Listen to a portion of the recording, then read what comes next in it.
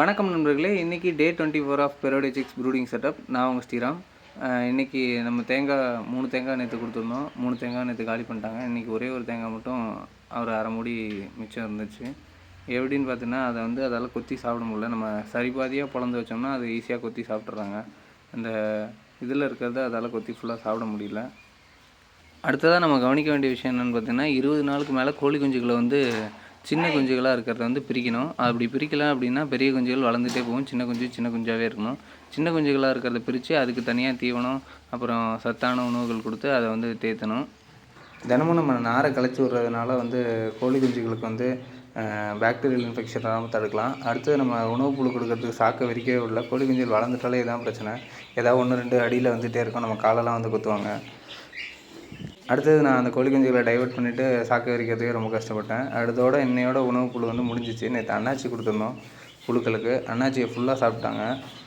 அண்ணாச்சின்னா நீங்கள் நல்ல அண்ணாச்சின்னு நினச்சிக்காதீங்க. கெட்டுப்போன பழம். கடையில் வந்து கெட்டுப்போன பழம்னு கேட்டிங்கன்னா தருவாங்க. வாங்கிட்டு வந்து இந்த பிளாக் சோல்ஜர் ப்ரைஸ் கொடுத்தோம்னா புழுக்கள் வந்து நல்லா ஆரோக்கியமாக வளரும். அதை எடுத்து நம்ம கோழி குஞ்சுகளுக்கு ஃபீட் பண்ணால் கோழி குஞ்சுகள் நல்லா ஆரோக்கியமாக இருக்கும். நம்ம என்ன தான் டப்பா தட்டினாலும் அதில் புழு வந்து ஒட்டிகிட்டு இருக்கோம். அதனால் இப்படி வச்சிட்டோம்னா கோழி குஞ்சுலே வந்து அந்த டப்பாக்குள்ளே போய் சாப்பிட்டு வந்துடுவாங்க.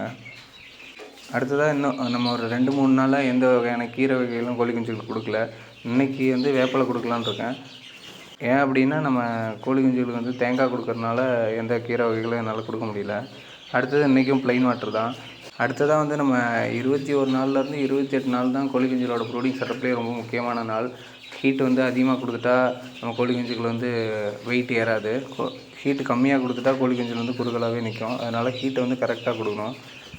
இப்போ பனிக்காலங்கிறதுனால மட்டும்தான் ஹீட்டு தேவை. இதே வெய்ய காலமாக இருந்தால் நமக்கு 21 நாளில் ஹீட்டே கொடுக்க தேவையில்ல. பனிக்காலத்தில் பனி ரொம்ப அதிகமாக இருக்கிறதுனால ஹீட் நம்ம கண்டிப்பாக கொடுத்தே ஆகணும். நம்ம கோழி குஞ்சு ஆரோக்கியமாக இருக்கணும்னா தண்ணி தீனி எவ்வளோ முக்கியமோ அதே அளவுக்கு இடமும் ரொம்ப முக்கியம். இடம் வந்து க்ளீனாக இல்லை அப்படின்னா வந்து நமக்கு கோழி குஞ்சுகளோட ப்ரூடிங்கே வந்து ஃபெயிலியர் ஆகிடும். வீடியோ பிடிச்சிருந்தால் ஒரு லைக் கொடுங்க. மறக்காமல் நம்ம சேனலை இன்ஸ்டாகிராமில் ஃபாலோ பண்ணிக்கோங்க. யூடியூப்பில் சப்ஸ்கிரைப் பண்ணிக்கோங்க. நன்றி, வணக்கம்.